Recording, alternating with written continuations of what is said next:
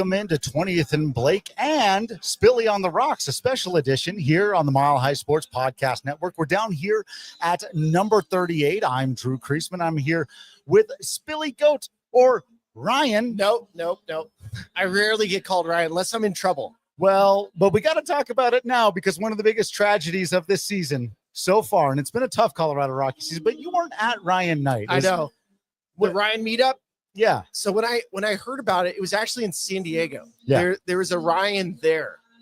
And he goes, he's like, Spilly, can you go to this Ryan meetup? And I was like, what are you talking about? I was like, are you soliciting me? Is this like a Tinder app? Like, what is this? Yeah. And he's like, no, we're trying to plan a big event in Colorado. And I was like, okay, so what is it? He was like, you basically, so there is an entire like RyanMeetup.com where you just sign up. So if you're a Ryan, you sign up. And then it's basically like a LinkedIn for Ryans. Yeah.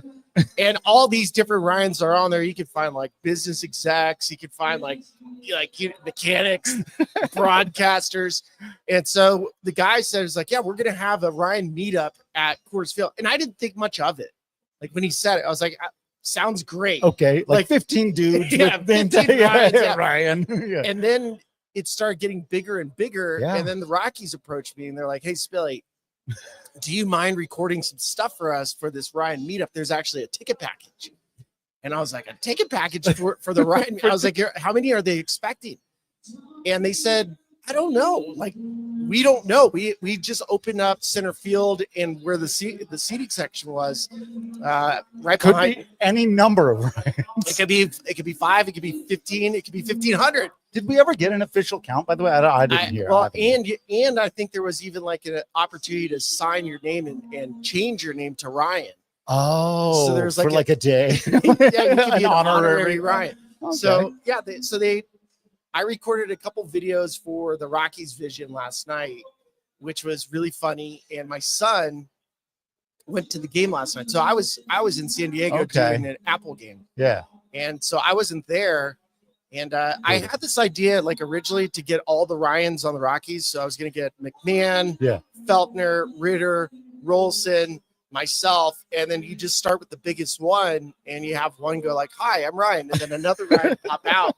And I couldn't organize it, and kind of the Ryans were like, "This sounds kind of dumb."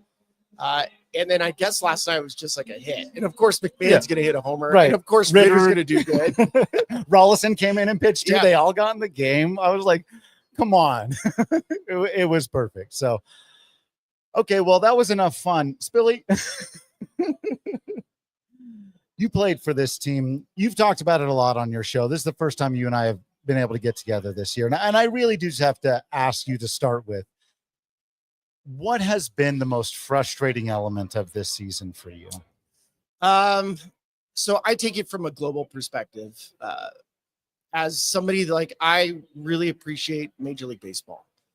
Last year when the White Sox went through their season, I do Sirius XM. I talk about it on our show Loud Outs like all the time, how it really just disrupts the competitive integrity of the sport. It's bad for the sport, not just to have a team lose that many games, but it sways divisions. It sways playoff opportunities. Like there are some teams out there that are really competing hard. They've spent a lot of money. Think about the Mariners a season ago. Think about the Diamondbacks a year ago. So specifically to last year, I was really harsh on the White Sox because I said, you have the Royals are now a postseason team because they went 12-1 against the White Sox. Sure. You have the Tigers go to the postseason because they went 12-1 against the White Sox. The Guardians were a good team, but you had 3 teams in division that beat the junk out of the White Sox.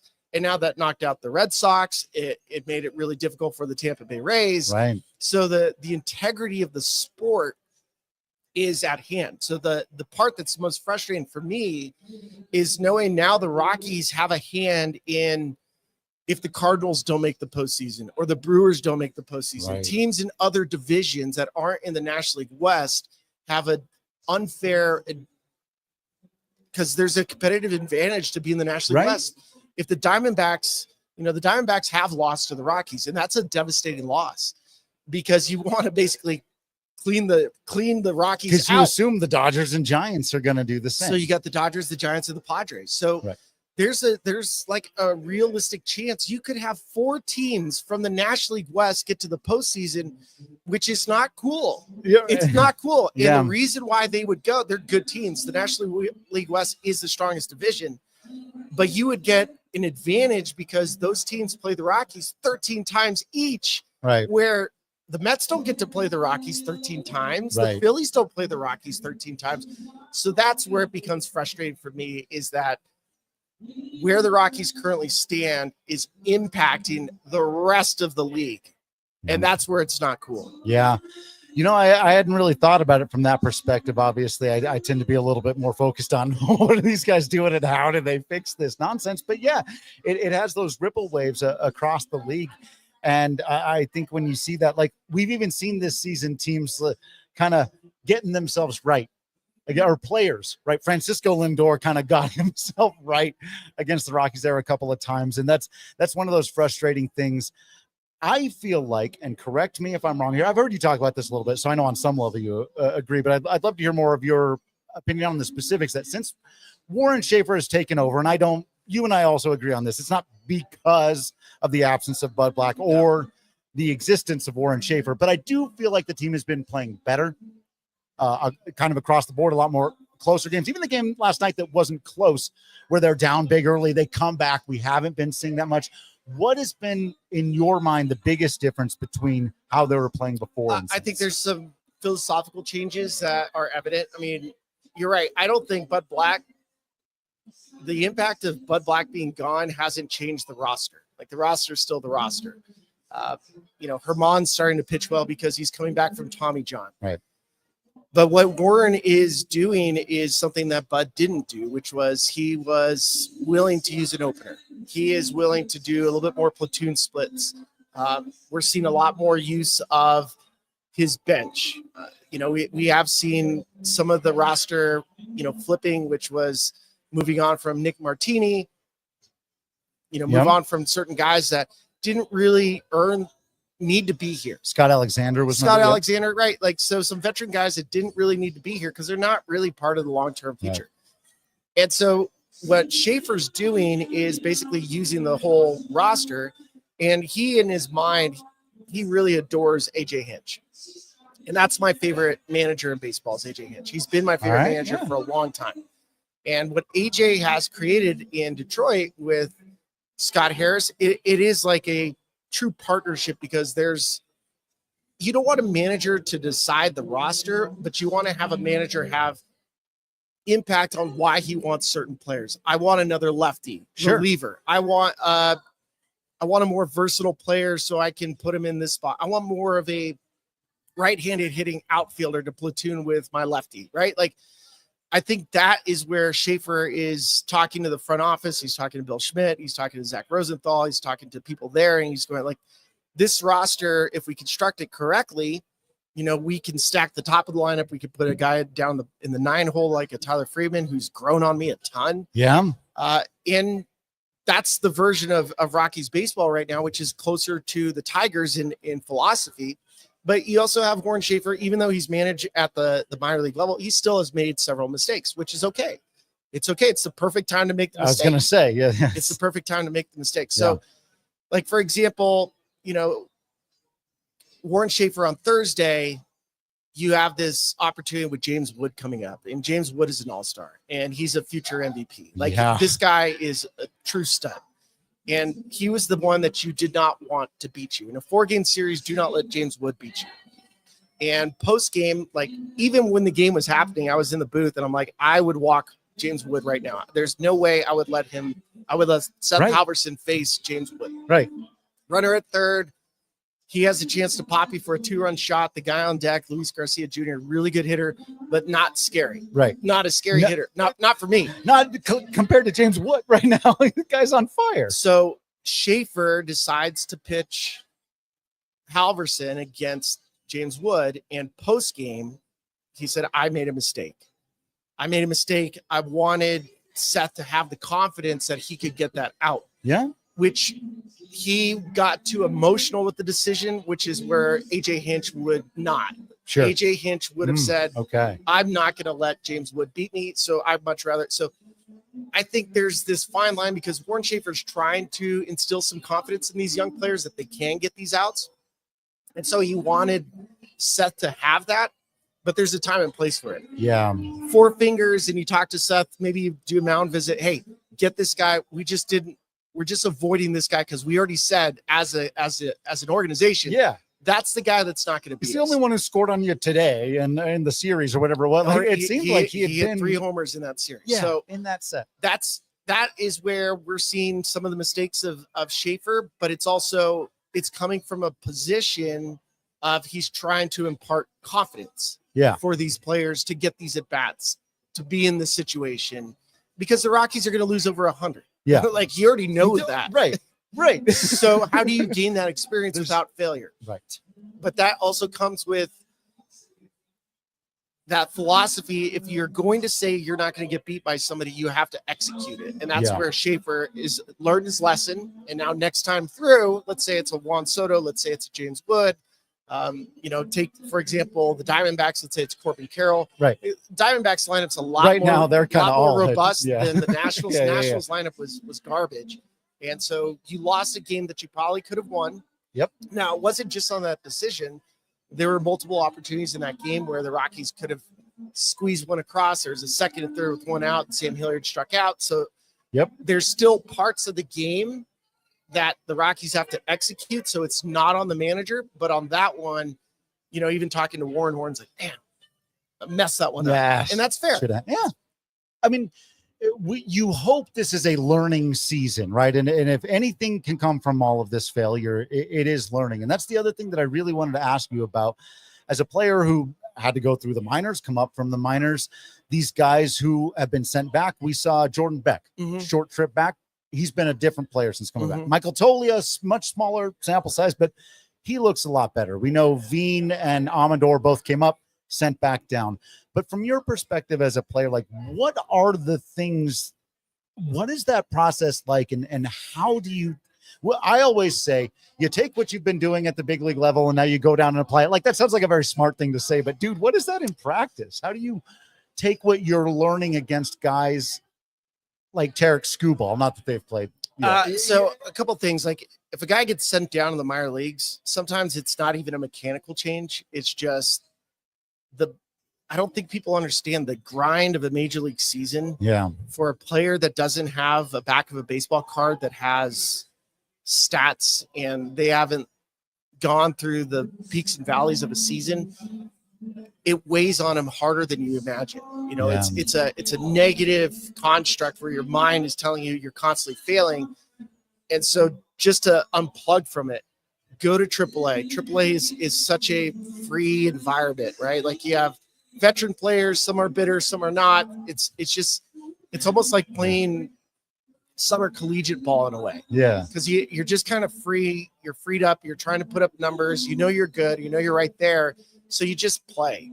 When you're at the big league level, when you start striking out or you start messing up, you start in the back of your mind, you're like, dang, like this is getting hard again. I got to make an adjustment. What am I doing? I'm getting exposed on this. I'm doing that. And it starts to just turn into like, I don't think I can do it. So that thought, you go down to the minor leagues. And I think that's what happened with Tolia was you start getting buried. He was leading all of baseball in punch outs at the time when he got sent down. Yeah. But he's already, like, I talk about this when it comes to the personnel on the Rockies. They are what they are because that's what the Rockies have valued. The Rockies have drafted these players. Right. You can't teach a guy to hit if he doesn't hit. Yeah. You can't teach a guy to do things that he's not capable of doing. Now, there's a bunch of guys that have these incredible skill sets, but they have longer swings. They have, they're natural swingers. They're not takers. So that's personnel. That's Rockies philosophically where you'd like to see him at least sprinkle in some more Tyler Freeman. So a couple more, Thairo Estradas. You want some more contact, but you don't have to have an entire lineup of contact because I'll give you an example. The Nationals a couple of years ago, they said, let's go all contact. Right. Yeah. Let's go all contact. Do you know what happened to that team? Not much. So I'm trying that to team remember that, ended up yeah. having the lowest pitches per plate appearance in baseball. They Because they knew they could make contact with everything, but they're not putting it in play with any kind of. yeah, They're without rolling any, everything over to without second anything, base. Yeah, right? yeah.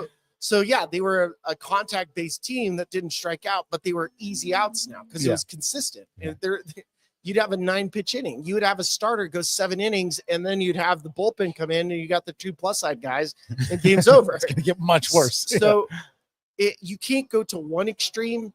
You also can't be in the extreme that the Rockies have been in, which the last 3 years they lead baseball in chase. Yep. They lead baseball in whiff percentage in zone. Those rates don't work. No, anywhere, but especially when you play at a ballpark like Coors Field, you've got to put the ball in play. Well, why don't we end it there? Well, I'd love to hear just some of your prognoses. Can we make you Dr. Spilly for Sure. a moment? Let me get my stethoscope out. Yeah. Let's try to fix things a little bit here. If you could wave the magic wand or be the doctor over this and do a couple things, because we know, and I've heard you say on your show on Spilly on the Rocks, which everyone should be checking out, that it's not as easy as everyone sell the team and then it's fake. It's not, there's no one thing, but just a couple like real on-field baseball things. We talk about more contact, but what would be your prognosis for fixing the Colorado Rockies? So I think there's multiple steps. It's not Sure. just field. It's front office. It's getting caught up with the Joneses. I mean, there's technology that the Rockies aren't using that other teams use. Kinetrax is like an example. Kinetrax is basically like, if you don't know what Kinetrax is, these players have the technology to see themselves as dots, and the dots show you whether your hip is opening up slightly. Basically, it's constantly observing your body. It's really an expensive technology, but it's worth it. Yeah. Almost every organization has Kinetrax, not just at the major league level, but Throughout the minor yeah. leagues, so you can track your progression. Rockies, I say this too. You want to see the difference between the Rockies front office and another front office? Just pull up the media guide. Pull up the media guide and count front office. Take a look at that. Yeah. They're just understaffed by a lot. They're understaffed in international scouting by a lot. So those things have to improve. So then you can start turning over every rock and you have the same technology that everybody else has. And if you want to reach in from the outside, I would strongly suggest some more outside perspectives. Yeah. But not entry level. That's where we've seen entry level people from other organizations come in, but there's not a lot of impact entry level. It has to be high level people. Right. And this job in Colorado is really appealing to a lot of people.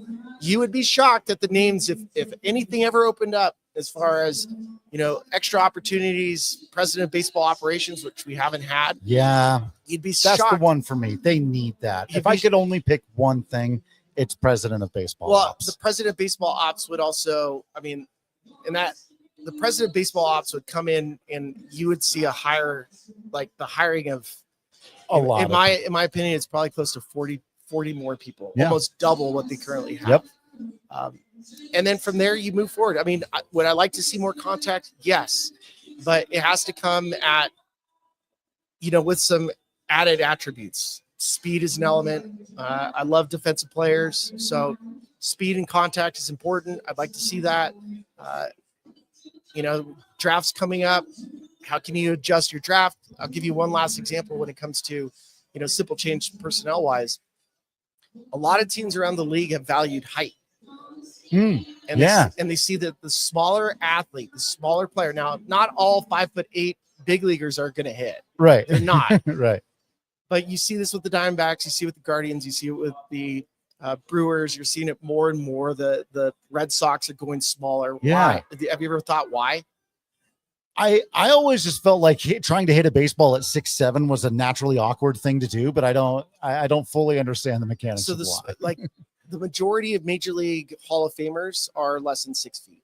Yeah. It's a smaller strike zone. Sure. Right. The other benefit you get with smaller athletes is that across the board, they handle the high pitch the best. What is the most used fastball in baseball? There you go. It's the high rail fastball. On that high fastball. They're staying on top of it better.